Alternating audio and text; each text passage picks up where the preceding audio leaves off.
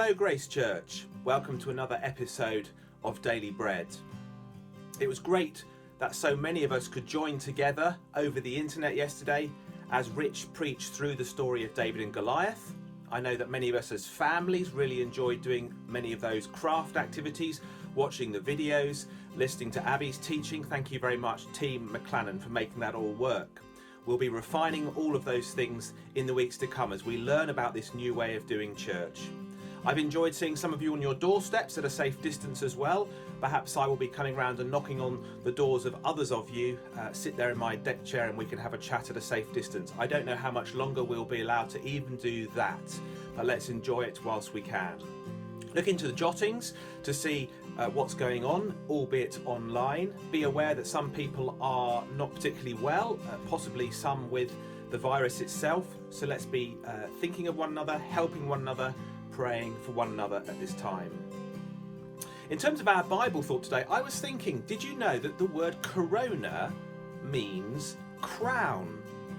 If you look very carefully at a picture or a diagram of the coronavirus, this minute, minuscule thing, if you zoom in around the sort of globe, you get these little sort of florets, little bits sticking out that look a little bit like crowns. And that's where I think it gets the name corona from, crown. It's almost as if this virus is a king trying to expand its kingdom across the globe, and it's going out to conquer.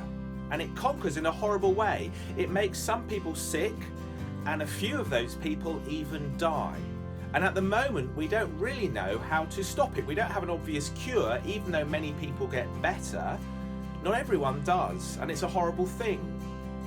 But it made me remember that a crown, well, you've seen me wear this before. This is today's prop, my crown.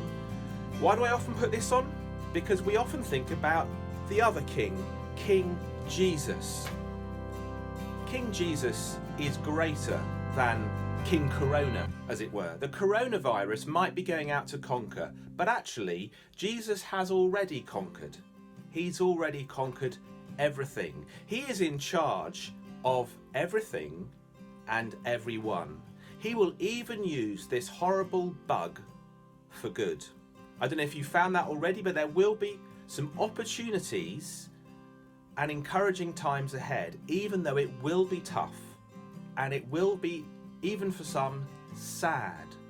So be encouraged that King Jesus is greater than King COVID-19. Let me read a verse for you. We looked at Revelation a while back, and in Revelation, John writes to those 7 churches at the beginning of Revelation. He says this: grace and peace to you from him who is, and who was, and who is to come, and from the 7 spirits before his throne, and from Jesus Christ, who is the faithful witness, the firstborn of the dead, and the ruler of the kings of the earth. Jesus is ruler over everything and ruler over everyone. He's ruler over the kings, and he's even ruler over the king, that is the COVID virus, the coronavirus. He's king over everything and everyone. Be encouraged that you can turn to him. He has risen from the dead. He is firstborn from the dead, says John. In other words, he's already beaten death. So the worst thing that could happen to anybody is not something that we ultimately need to be afraid of.